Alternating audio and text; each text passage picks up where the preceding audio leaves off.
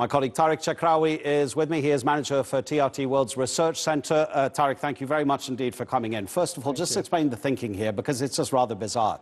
I will stand for president. If I win, I'll then leave the presidency very soon. Unfortunately, these are some of the examples that have been coming out from Algeria since the past 2 to 3 decades. There is a big opacity at the head of the regime in place in Algeria, and they have been taking the people for a ride for a long time.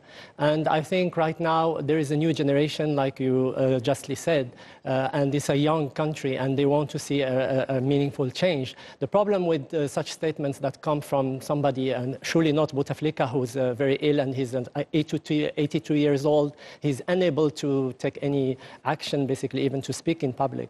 So it's this kind of statements are only inflaming the situation further, and the people are feeling very indignified by this kind of tactics.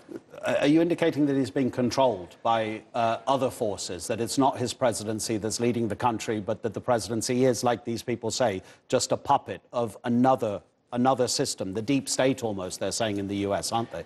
Indeed, I agree with this assessment in the sense that since he has suffered his first stroke in 2013, Bouteflika has been rarely seen in public. Actually, the people in Algeria, they called him the photographic frame, because they only see his photo, and even like the rallies for the elections, they will see the photo or poster of himself, which is ridiculous for people who want to see their leader, or at least interact with the leader and ask him some of the questions about the future and the uncertainties they face economically, socially, politically.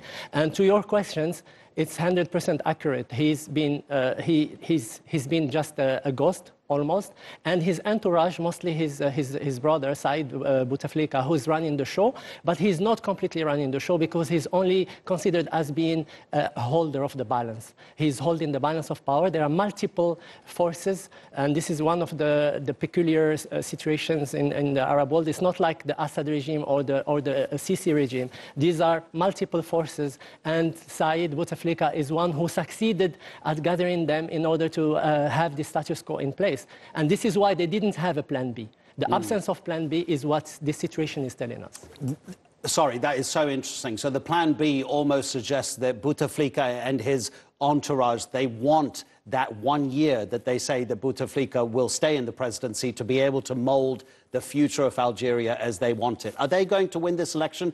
Do we already know the result? About a month ago, there were 70 or 72, I believe, people who said, I would like to be a candidate in the election. Now, after the deadline to register, just a handful. Absolutely.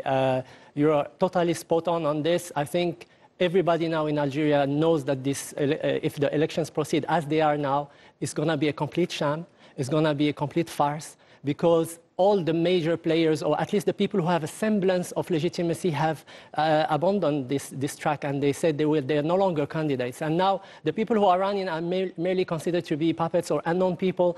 And if this goes on, and Bouteflika probably, most probably will win these elections, it's going to inflame the situation further, and we're going to see more protests. They're going to grow bigger in size and in complexity. Right now, in the beginning, they were asking about Bouteflika to resign.